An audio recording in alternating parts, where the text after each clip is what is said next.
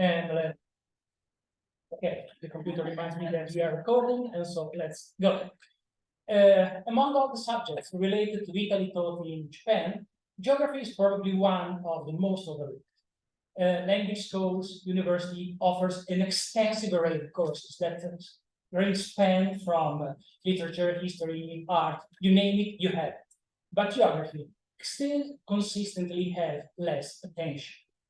Also, despite the proficiency of in Italian of the different students, many of them still struggle to identify the name of city within the written text, and also to ignore the location of cities and region of Italy. For this reason, I always wanted to create some sort of interactive materials on the geography of Italy for an advanced group of students of my advanced course that I'm teaching at university. But the opportunity arose from a totally different group of students, and namely a group of 5 adult learners for a class that I was teaching remotely. They especially asked me to create a sort of course resembling a travel guide of Italy, covering all the 20 regions.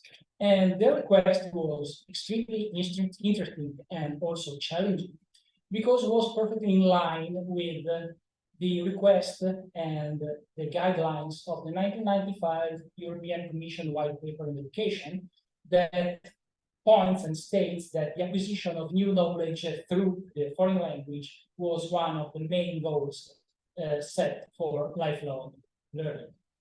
And in April 2022, I began developing this sort of textbook that integrates language and content, teaching language through the geography of Italy. And the objective was to create a structured course that would provide an overview of the Italian region, similar to what I think, because I'm not living in Italy for the last 25 years, is still taught in secondary schools nowadays. Each book would have offered short and scalable units on a specific topic about Italian geography, and these topics would have been used as starting points for conversations with the teachers and with the students and their peers. And the main focus was to enhance the lexical competence of students. Lexical competence is one of the most important topics right now for teaching Italian to Japanese students, because many of them now, they are going to take proficiency tests for studying in Italy. They are required to have a B2 level to go into university, and for them, obviously taking a test, for example, like CHILS, it's an extremely challenging issue. The modules also, as you can see from the slide, are designed to be completed in about 20 to 30 minutes in order to reduce what you had just learned before, cognitive load of the learners. And this presentation will be based on the data that I've collected for the first year and a half of this project, and we'll cover the following points. First of all, how to design digital textbooks intended for intermediate and advanced learners. We also try to assess the perception of these materials by adult learners. We'll explore the future of content language integrated learning in contemporary language education in Japan. And last but not least, I will also try to address challenges and expectations for this project for the near future. As we can always imagine, once again, all goes back to the digital textbook. And the most significant and still unresolved issue is that this kind of media should not be treated as a simple replica, digitalized, of the traditional materials used on face-to-face lessons.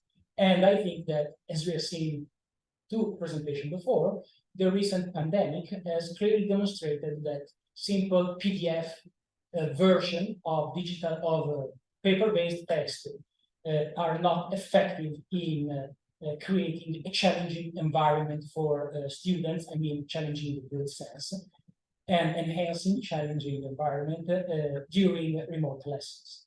And creating a digital textbook is also quite challenging task for the teachers and the one who creates it, because oblige, let's say, compels the author to think and analyze the nature of the digital textbook itself, what it is, what it should be, and probably what it can become. And the design itself must be take into account different variables and especially balance the role between three main components. Let's say, for example, the author, the interface, and obviously, last but not least, the user itself. And also, other factors must be taken into consideration, like, for example, the learning outcomes, the assessment, and obviously the content of the book itself. And only reflecting on the role that there is between interactivity and readability, it is possible also taking into account other elements, like, for example, type font, color, and font size, and how they will translate to different reader devices, create balanced and quite consistent materials that can lead to a really truly innovative and personalized learning experience. The digital textbook I have designed, you can see here some screenshots taken from the digital textbook about the origin of Lombardia, are dedicated each one to a specific region, and they follow quite a structured arrangement of contents that includes geographical data, administrative divisions, a brief historical outline, economic activities, sightseeing, spots, cities, activities, events, and festivals, and obviously, when it comes to Italy, food and drink is a priority, I guess, especially for Japanese students. The iterative use of this consistent hierarchy along each single textbook allows for two kinds of different approach using the material itself. One, we could say it's an horizontal one, where each student can really explore each single aspect about a single specific region, following the order the elements are disposed on the textbook. And another one, let's say a vertical one, where the students can create their own learning paths by picking up single modules from different booklets and create their own learning paths. A specific attention is also being devoted by me to the text density displayed on the single page. Each text section, as you can see from the slide here, consists of a maximum of 3 lines written in a very concise and carefully selected Italian language. As I said before, this is intended for intermediate to advanced learners. And this feature is designed to enable this time students to make a shift from language to content this time, because 80% of the word and lexicon used in this textbook are expected to be familiar with the reader. The remaining 20% is made by lexicon that comprise the specific aspects of each single aspect written on the books. I mean, for example, history, economics, and so on. And obviously is intended to exploit and allows students to enrich their vocabulary and enhance their lexical competence when they are talking in conversation with the teacher or their peers. Interactivity features also was carefully selected to align, first of all, to the intended target goals, but also, let's think once again, these are adult learners, obviously to the targeted readers, and to provide a responsive but not stressful experience. Interactivity was limited to the main common features, namely image galleries, hyperlinks, and videos. Image galleries were used to display some peculiarities of Italy, like, for example, mountains, rivers, animals, plants. Got it? Hyperlinks were used to pinpoint specific city location on the maps, some useful landmarks, and also to redirect them to the home pages of local events and other activities and festivals that we have seen before. There are also two videos at the end of each textbook that are used and intended as supplementary materials to help the students to have further inquiries on some subjects treated on the book. And this sort of, let's say, minimalistic approach to interactivity was also intended to respect and honor the original request of my students who desire to have a sort of travel guide, one that you can practically put into practice when traveling to Italy, but at the same time, a guide that was totally unlike the ones you can buy in the bookstore and so on.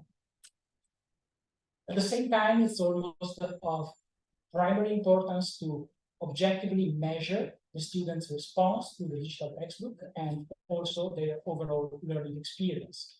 And in doing so, both quantitative and qualitative analysis is being conducted. The quantitative analysis is quite simple. A straightforward survey was conducted to the students, asking them to rate from 1 minimum to 10 maximum all the single sections in which the textbook is divided. And for the qualitative analysis, there was an approach based on the instructional materials motivational scale that is developed by Keller, but this time it was adopted in its reduced version, not the AMMS, but RAMMS, that is a reduced version proposed by Novak and others in 2015. And we will see the reason of this choice later in the presentation. In the results of the quantitative survey were, let's say, not surprising at all, because the most liked section were sightseeing spots in cities and food and drink. Surprise, surprise. Both of them received a score of 10 points out of 10. But at the same time, also, we got second place for the historical outline of the region, activities and sightseeing spots in the score of 9.6. And economic activities placed third with a score of 9.4 points. The less liked section was the one devoted to the data of the region with 9.2 points, but you can see that overall the reception of the textbook and of its section was quite good among the students. The decision to use the reduced version of the IMMS was motivated by two main reasons. One is the reduced number of items used in this scale compared to the original one. The original one has 36 items, and you can imagine it's quite challenging and, once again, overloading for the students to answer 36 questions.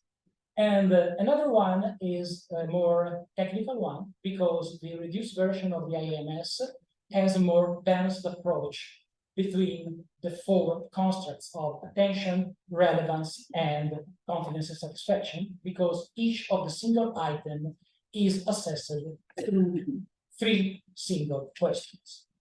For those not especially familiar with what the AMMS or the RAMMS are, you can have here the descriptors for each item that were only adjusted to measure the student's response to the digital textbook and their overall learning experience. We have the descriptors for attention. Now you can see those for relevance and those for confidence that we will see in a few minutes offered us a quite interesting view of one of the aspects of this project. And last, we have also the descriptor for satisfaction. The survey has been administered to the students in both Italian and Japanese translation to minimize misunderstanding by the students, because the original one is an English version, and was graded following a Likert type scale based on 5 levels, where 1 is the minimum score, 5 is the maximum. And for each construct, we have that the minimum score is 15, the maximum is 75, and the midpoint is 45. As you can clearly see, the results were quite good because each construct has quite high scores, with the exception of the one for confidence. And the reason for this can be attributed to The items selected in the reduced version of IMMS to measure confidence of the students, especially one item which asks whether the student feels confident or not to pass a test on the subject, received the lowest score of the whole survey, 14 points out of 25. And this actually is not surprising because the textbook and the lesson itself didn't imply any form of assessment. Students asked only to know more about Italy and the region. So it was not implied at the very beginning. And this sort of assumption is also supported by the second item for confidence, namely 35C09. The good organization of the content helped me to be confident to learn the material. And this, at first glance, received 22 points. And this is, even if it's a high score, it's the second lowest score of the whole survey. And we can think this as a hint that there is some flaw, or there are some flaws in the design of the textbook. But if we compare those two results with the last and the third item for confidence, namely item 13C05, as I worked on this textbook, I was confident that I could learn the content. We can see that it receives a full score of 25 out of 25 points. And this can be a hint to demonstrate that the lack of confidence of Japanese students is mainly due for two factors. One internal, we already mentioned it, is the lack of an assessment system within the system created so far. And another one is extremely a cultural one, because it's due to external factors such the characteristic low self-assessment esteem among Japanese learners. And the data and feedback collected so far has clearly shown a quite huge interest of Japanese students toward Italian geography, and the results from the quantitative survey show that their interest goes and spans for almost every aspect of it, from data, even from data. And for this reason, geography can be quite utilized as a versatile subject for any kind of content and language integrated class, especially for those who are aiming to create classes intended to enhance the lexical ability and competence of their students. Because as you can see, geography can be the door that opens the lexicon to other aspects, like, for example, history, art, and so on. Also, the results of the qualitative analysis has appeared to confirm that carefully designed, well-crafted textbooks can impact the learning process of adult learners, but at the same time, this must be placed in a more holistic content for lifelong learning. And the findings from the reduced version of REMMS clearly emphasize the need to implement with an assessment system to bolster confidence and promote the self-esteem of students. Further testings on this student group is required to confirm this preliminary finding, because this study has been conducted only on a group of 5 students, and this is what I plan to do in the near future. And also, this is what ends my presentation. Thank you very much.